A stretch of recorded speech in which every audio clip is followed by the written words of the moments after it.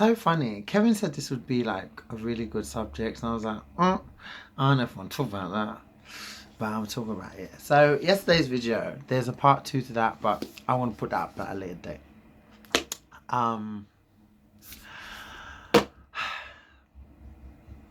So it's gonna be an odd video because I was in a situation, excuse me, and I ended it. I ended it on New Year's Eve, 2018. Oh, people are gonna be like, "Oh my God, why would you do that?" Second thing I've got is like, what did he say after? Like after I did it by message, by the way.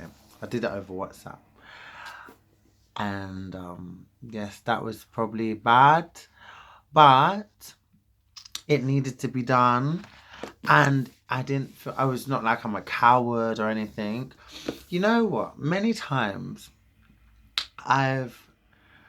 every situation I've been in, I've always like accepted things and compromised myself and just accepted certain behaviors and certain decisions that particularly I didn't think were respectful for me or myself. And instead of me speaking up and saying it, I wouldn't want to push that person away, even though I just felt like it was disrespectful to me in some way, shape, or form. I just didn't want to push them away, so I would not say anything and I keep it inside. I keep it inside. I allow them to keep disrespecting me. Allow them to keep disrespecting me, and obviously they're big grown adults. They know what they're doing. It's because you're allowing it that it continues. And I would allow it to just disrupt the whole relationship situation, etc. And then I would obviously be the one hurting and blah blah, and then playing the victim claiming whatever. And this time I saw a lot of things wrong, and I resorted back to how I was before. I'm not saying anything. And then it just got to a certain point where I was like, I can't do this. Like, I didn't even want to see him. I didn't want to speak to him or anything. And every time he was meant to meet, I kept putting it off. Like, I just didn't want to be in his presence. And then it was touchy, actually. It was like, you can send a message if you can't see someone. Jesus, like, if you want to end it and that's how you feel, then send the message. And I was like, you know what? That's what I'm going to do.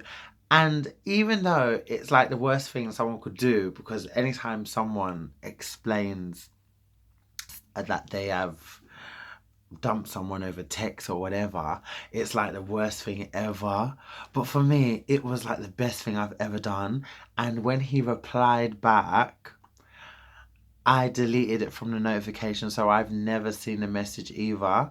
And I was like, how the hell did you not? And it's like, because for once in my life, this was something that was for me. This was the decision I had to make for myself. I've allowed people and their actions to make enough decisions over my life. So it was just so nice to actually just have that powerful once and just be like, this is not about you. I wasn't disrespectful. It's actually a really nice message. And to be honest, I feel like your actions have said more than enough, because that was what got me to that point of messaging you that in the first place. I didn't get there on my own. So now why do I have to explain furthermore and hear what you've got to say after? I don't owe you anything at this point. I took the power back. It sounds awful, but do you know how nice it was, like, to take that power back for myself? I guess you want to know what happened, why I would do such a thing, rah, rah, rah, red, okay? I'll tell you a tiny bit, not too much. So I met this man at it's a black Met Gala. So that Met Gala, but it's like a black gay version. It was really cool. Me, my best friend Hawa, Matochi went there, and it was nice. We were sitting down, really, really, really lovely event. And I just remember him walking in, So I was like, mm. I just saw this tall, chocolate man, bald beard, dressed really well. I was like, and he just saw me immediately, and he was like, and I was like, oh, and this was at the point, it's like July, and so it was around like the point where like I already made a video not long before that saying like I don't want anyone, all this, like why the reason why I stopped dating, all that. So like at that point, in the little gap from that video to this event, I was coming to the idea of if I have to meet someone, then just like pinpointing what I would like in my head, but I weren't really going full front with it, you know? So I didn't go, I went there, I was in a much different place than I am now because now that's the last thing on my mind. But then I still had a lot of hope. So even though I didn't want to step out into like the dating scene, I was happy to go to this event with the openness of actually meeting someone, if that makes sense. So yeah, that was alright. I remember, I don't want to go into like the whole thing because I have a tendency just to talk. I need to start learning how to cut bits down. But yeah, it was fun. We talked. I had some liquid courage because I had a lot of rum punch. And I spoke to him. That conversation didn't go too well. I thought I was pretty rude. So then after that, I just left it through the night where he was looking, we was looking at each other, whatever. And then when he left, he said he would like to take me to dinner. So cool, if you find me on Facebook. I got there first, messaged him, we was messaging. Then we had our first date. First date was amazing. Like, amazing. Um, it would have been better because basically he wanted to surprise me and told me to meet him at Brompton Park, which is not far from South Kensington, whatever. And I got there late because of my train. I live in Southend. My trains don't run regularly. Then yeah. So we missed the theatre. He told me it was a theatre, and I was like, oh my god. And he was so cool about it. Like it was actually nice because he was really cool about it. So I was like, cool. If that's the case, and you don't want the money back, let me take you to dinner then. So we'll have dinner now and I'll pay. So we went to this like bar right next to the station, well, bar, restaurant-y thing. Food was really nice. And we were just talking and it was really nice. I didn't mention from early on, he went to like he had like a weekend wedding thing. So it was like a 3-day wedding in Margate. And we was talking about weddings, and I told him that I want to elope, and he was like, why would you want to elope when you miss out on the gifts and all this stuff? And I was like, oh no. And then we kind of come to negotiation. This is very important that you hear this because this person seems to have Alzheimer's. So I that was rude. It's true. So that was like in my head, like, oh my god, proper talking about it, and he was like, okay, and we agreed. I said, if we elope the way I want to elope, then I'll buy you your designer toaster, whatever the gifts that people give you when you get married. He's like, yeah, cool. So in my head, that was a tick. This is a man that wanted marriage because if you didn't want marriage, why would you talk about it? Okay, remembering this? Cool. So we was at this dinner, we was eating. Oh my god, what is that? We was eating, and then conversation was flowing. It was amazeballs. Then from there we went to this really nice bakery called the Hummingbird. From the Hummingbird, we walked down to Victoria Station. And I just didn't want to leave him. Like it was just such a nice vibe. It was so nice being with him. I feel like when you're gay, when you're with men and you're out in public, there's an element of you. I don't know if this is everyone, but for me, there's an element of you that feels self-conscious. Like you're wondering if people know you're together. You're wondering if, because a lot of men make you feel they still have that paranoia around them, and even if they don't speak it, you can see it in their actions, and it kind of filtrates through how you move with them, type of thing. So you're just conscious, but I didn't feel like that. I felt so free. I felt I was just walking the streets with my man and whatever, and we just clicked. It was nice.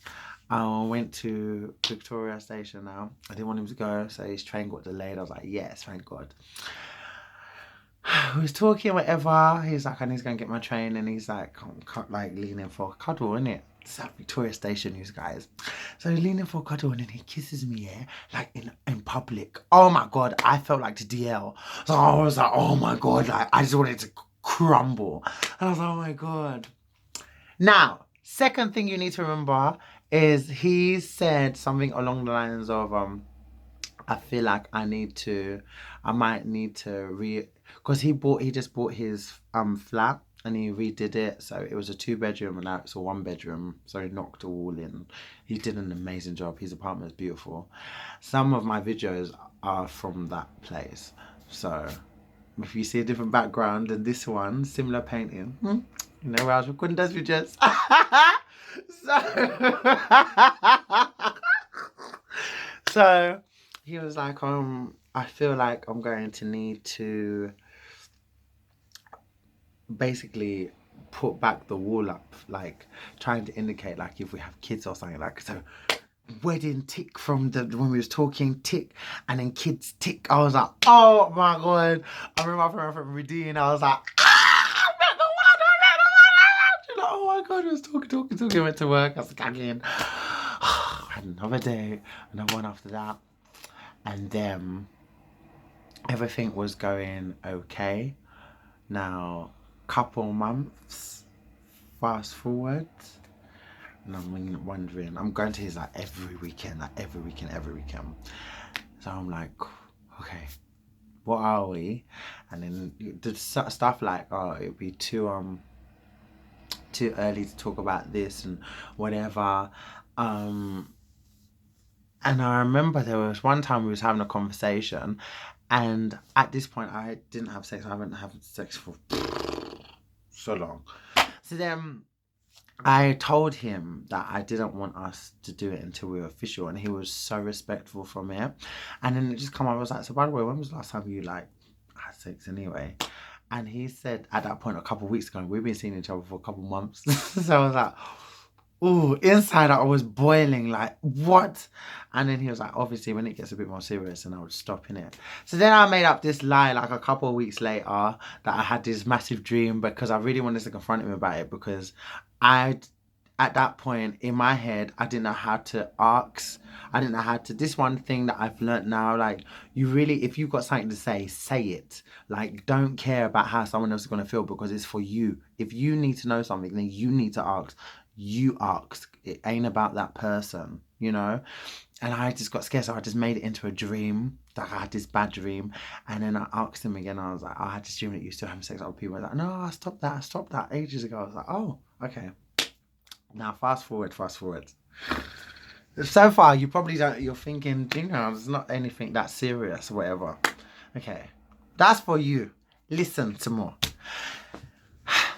So then there was some like Ayana, like this woman called Jean Lloyd, which I'll definitely go into more because she taught me so much, but she's a bit like Ayana Van Sant. So much like her. She's done TED Talks as well. She's really good. So she had a workshop and he was talking about going to it, and I was like, the way he portrayed it, it was like it's like he was indirectly asking. So I was like, you want me to go with you? I'll go and support you. And he did say like, I would love that, but that could break us, you know. And I was like, no, it would only make us stronger. Fucking hell, it kind of did. So anyway, we went to that. I'm not even going to go into the little fundamentals that really annoyed me. I just want to go to the big bits now. When we went the second day, because it was a 2-day event, the second day, we had to do role plays. So we was put in groups. We had this boy come in late, like really handsome man, black, come in late, and he was in our group. And everyone was like, hi. He just like, oh, hey, you guys, so what are we doing? And he was like American, from Atlanta, so he had like an accent. And he was like, what are we doing? And I was like, well, basically, and then everyone started explaining it. All of us was there, including the person I was seeing was there. All of us. Tell me how when I got up from this place, yeah, Suddenly, the person I was seeing knew this person. And I hugged it out and blah, blah. And I was thinking, what? So when we had a break, I was like, oh, I didn't know you knew. He goes, oh, yeah, went for lunch this week. And I was thinking, if someone just sat in front of you, right, that you just had lunch with, wouldn't you be like, oh my God, like you just seen them at this event. You're like, oh, you're in our group as well. Hi, babe. Yeah, this is my friend Travis. We just met earlier in the week. Like, you know, they act like I did not know each other. I was like, okay, I didn't really care to be honest. I didn't care too much.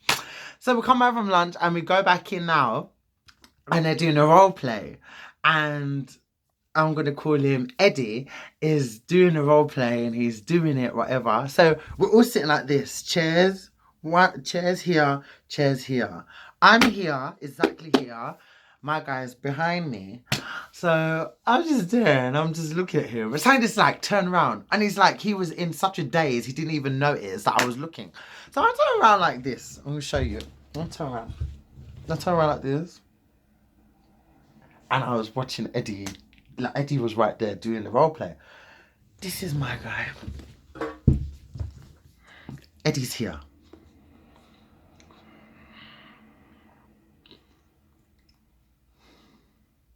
It's like me. Ha! I was like this.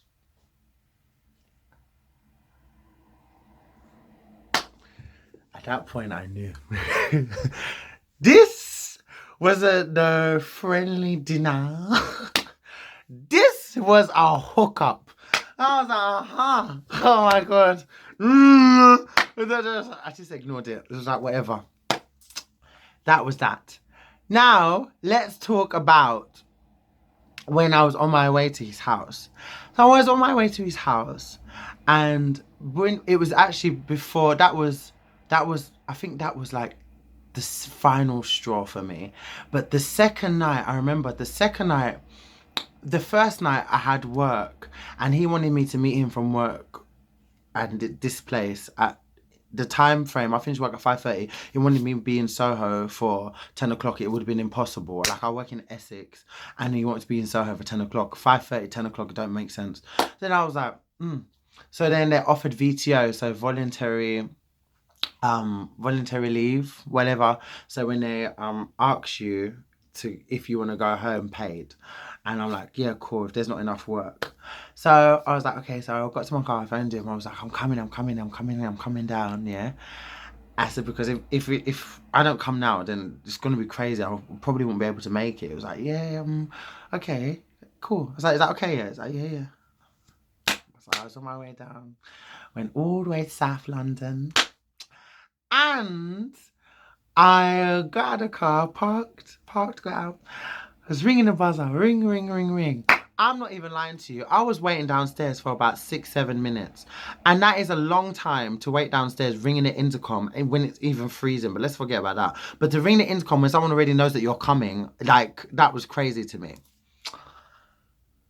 So I phoned. I was like, can you open the door? He goes, why didn't you ring the intercom? I was like, I have been ringing.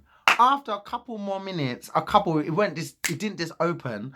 After a couple more minutes, then the door opened. So I'm going up the stairs. I'm vexed here. I'm like, fucking hell, why does it take so long to open the door? Like, Jesus. As I walk in like this. There's another boy standing here with his slides. I was like, my guy's there smiling, all happy. Just looking. I said, hi, my name's Junior. What's your name? He goes, yeah.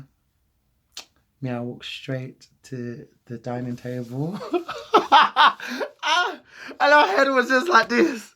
I was trying to, I didn't want to overreact. I didn't want to blow up. So I just kept it in. I was just quiet. So, this man just kept explaining himself. No one even asked. He was like, oh no, yeah, he's a black horse rider and blah, blah, blah. Me, I was like, horse? What the hell has a horse rider got to do with interest in you at this time of the night?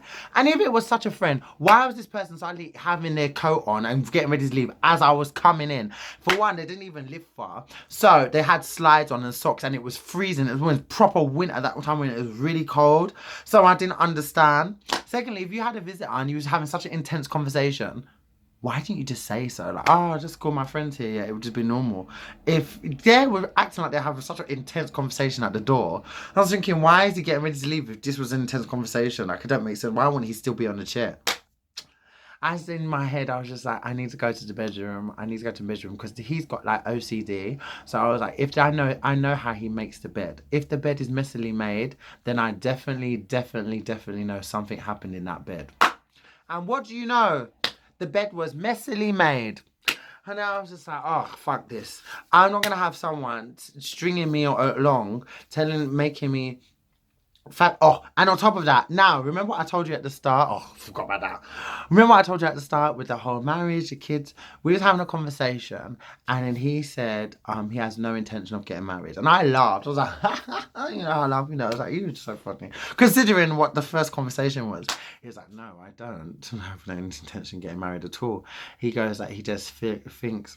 Basically, he asked me to justify why I want to get married. Like, I should justify myself. I should try and convince him, like, why he should be on board with marriage. And I was so, I don't know what the hell I was. I feel like I should have gone from that point, but I didn't. But from that point, that's when it started eating away at me. Because I was thinking, someone should want to marry you, even if it's been 4-5 months. At the point it was like 5 months. Like it's of course I would marry you. Like, I'm seeing you, I really like you, I'm falling in love with you. Of course I would marry you. Like, you know, I mean, someone to say no, I have no intention. I was like, and kids? He goes, oh no, I'm too old for that. I don't want kids and blah blah. And I was just thinking, so no marriage, no kids? He goes, no. I just like. And that's the problem with dating people that are considerably older, because it wasn't even his fault that he got to that place. He's had time to get to that place. And probably if I was in my 40s and I never had marriage already and I never have kids, I think I would be the same, to be honest, because I wouldn't be able to imagine it. Like, only so, it's more so only like women that really imagine stuff like that, like it really gets them at a certain age. But if you are not married and you don't have kids at like halfway in your 40s, I don't think that it would be something that would be on your head to desperately do. Like, it's not that, it's a very small percentage of people that would be desperate for that. And if you've been single only for so long, you would have definitely come to terms with that is probably how your life is going to be for the rest of your life, you know. But I understand that, but I'm not at that point. So I just thought it was really selfish. And the more I thought about it, deeper and deeper, I thought it was so selfish that someone was knowing that that was something that I did want. And I'm considerably like a good 15 years younger than you. So why wouldn't you have let me go either? Do you know what I'm trying to say? Like, if you knew that that is a non-negotiable, and I actually compromised on a non-negotiable, so disappointed in myself. Ugh. So with all that being said and everything rounded up, that is exactly why I dumped by text. Because what? What is it? When we put up the Christmas tree, I was so excited when he said that he wants us to put up the Christmas tree, like from September. It's like, we need to start planning on the colour. I was like, oh my God, I've never done that before. Like, I've never put up a Christmas tree with man. Like, this must be amazing. Like, it just went from amazing to just like, what the hell is this? What the hell am I doing? And then when you start to see things wrong, and when people start treating you a certain way, it makes you view them differently. So like, I wasn't even that much attracted to him anymore. When I first saw him, I was madly attracted, and then after I kept thinking about everything, I was like, no. And then when we did finally put up the Christmas tree, I was like, oh my God, imagine me doing it for 10, 20, 30, 40, 50, 60 years with just you. No commitment, no kids, no nothing, just you. For all these years, I'm sorry, I can't fucking hell. Like, we're trying to keep, we would say stuff like, we're building this, like, we're like, what are you building? Like, what would be the end result of your whatever you're building? Some people are living cuckoo land to an extreme of cuckoo, and that was very cuckoo. So no, and no, and no, and it's just put me in a different headspace. But I'm very proud. I don't regret it at all. There's nothing I need to regret about it, because nothing on my side I need to regret. And I can't really blame a man that was definitely emotionally unavailable as well. because there's elements of him that would have been, because there's definitely elements that is someone is scared of commitment. I mean, it's crazy. But you have to do what you have to do, and that was the last straw for me. All of that, and I was like, I can't do this anymore, and I just had to do it. I didn't want to see him. I didn't want to spend time with him. I didn't want to do any of that. I just wanted it over. And when it was over, I just felt so relieved. Oh, I felt so good. I was like, whew, like I felt like I reclaimed some power within me again that I lost, because I definitely I've never done it. I've never done that. Like, even with my ex, when I split up with him, it was just like he put down the phone on me, and I said to myself, I'm never gonna phone him ever again. And I never did. And in my head, that was it. It was over. Like, my first boyfriend, he did the most stupidest thing. And then I was like, from the minute he walked out that door, I was like, never ever again. That's how I deal with stuff. I've never personally said it like, we are over, and, thank you so much, and blah blah. I've always allowed everyone to do that to me. So it felt very nice being in that position. And that's why I said, like, it's not for you, because if it weren't for you and this your silly little shenanigans, I don't understand why the hell you're on another. He was on a whole nother site, and he said that he deleted Grindr, but then he joined this other site, and then he said, like, it's got two sides, one is friends and one is for relationship, but he's only doing it to communicate with people and blah blah. I'm just like, whatever. Like, we all know why you was on Grindr. So you honestly think I'm gonna be? I mean, I live on Tutu Kami when you're telling me you're on another site just to associate with people. Oh my God, give me a life. It's a whole. It's what I feel like. That's what's even more annoying, when you know how loyal you are to, like, it's not even to people, but when you just know what you want. I don't need to, if I'm seeing someone, I'm seeing you. Like, I don't need to be out there doing the most. Like, I don't see multiple people at once, and I just don't operate like that.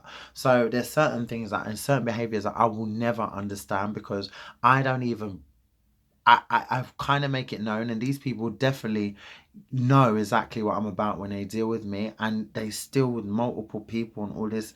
I don't deal with all that mess, man. It's just gross. How man, it's just scared the living 20s out of me now. And it just makes it puts so much things into a bad perspective for me. And I'll say bad because everything that I hoped for before, like the marriage, the kids, and building something with someone and having a husband and all this, what I would aim for and what I would want in somebody, I literally don't want it anymore. Like, it's totally tarnished my everything thinking about it. I feel like I have now a fear of commitment, because it's like, I don't want to be given, I know how valuable I am, and I know what I offer to someone, and I don't want to risk giving my all to someone for them to be cheating, for them to still be on sites, for them to not be giving me what I'm giving them, and for us not to be going to that place together. Like, people even can even fake that type of connection where you actually feel like, oh my God, we're like falling together, like, and then little things you start to know, oh my God, they don't feel like the way they said they did. It's just crazy. That's why it's so annoying when people like to play mind games and stuff, because just don't know, you're just destroying everything for someone more than you even know. Like, it took me ages to want to get married, and now I don't. Like, I don't want to be with someone. I don't want marriage. I don't want anyone touching me. I'm so absorbed in myself right now.